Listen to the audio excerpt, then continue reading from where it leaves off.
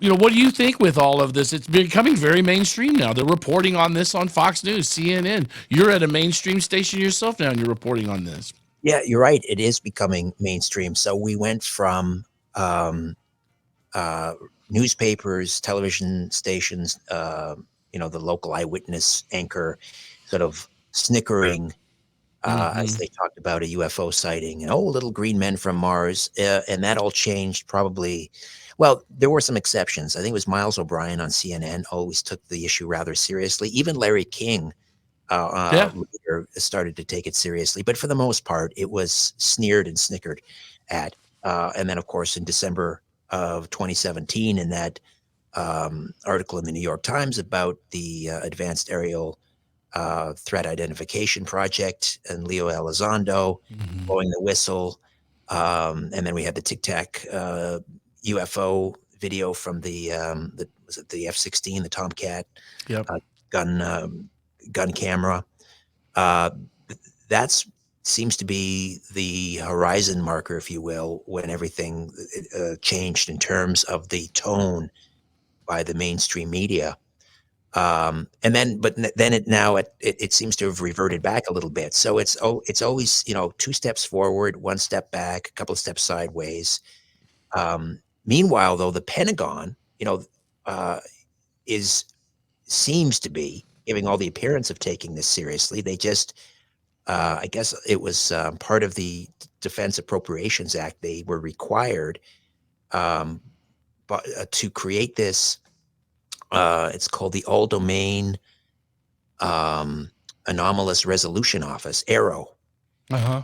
They're doing some very interesting work. The director of ARROW recently interviewed Robert Salas and Robert Hastings, two names that are intricately connected with the whole, UFOs appearing over nuclear missile sites and shutting them down. That's right. Robert Salas was stationed at, was it Great Minot? Falls or Was it oh Minot Air Force Base or the other one, Malmstrom? yeah, I I believe it was Maelstrom. in '67, yeah, and, Hmm. he was underground in a bunker and, got reports about this UFO coming down and disengaging, 10 ICBMs? They were just taken offline, and then it happened somewhere else.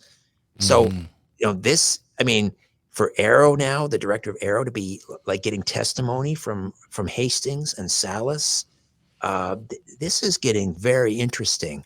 Yeah. I don't know You what's know, going on backstage, like whether there's this struggle between, because on the other hand, then you have defense officials going before Congress and giving the usual, you know, um, uh, dog and pony show. Oh, it's just space junk, or it's. I even heard one say, "Oh, they're plastic bags." That's what people are seeing. You know, at that, and then by contrast, you have what's happening at Arrow. So I don't know if there's a struggle backstage between those that want to disclose and then those that you know, don't want to disclose.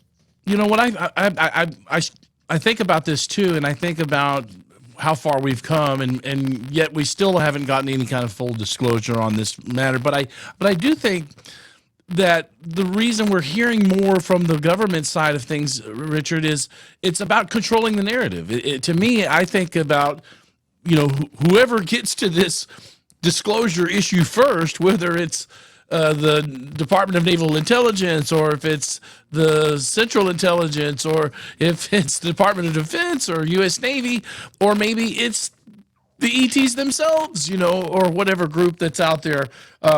But it is certainly important for whoever, from the government standpoint, is whoever jumps this or nips this by the butt, before that's the advantage here, is to take that narrative and tell the story of their point of view of it, and I think that's something we always have to be concerned about. Yeah, I mean, I'm at a loss to know which way to turn at this point, and that's probably their main objective is cognitive dissonance, and Yeah. for us to be totally at this point incredulous, sorry, skeptical, yeah, incredulous about everything, Yeah. which I am at this point. I mean, I can't take anything at face value from anybody in Yeah. authority.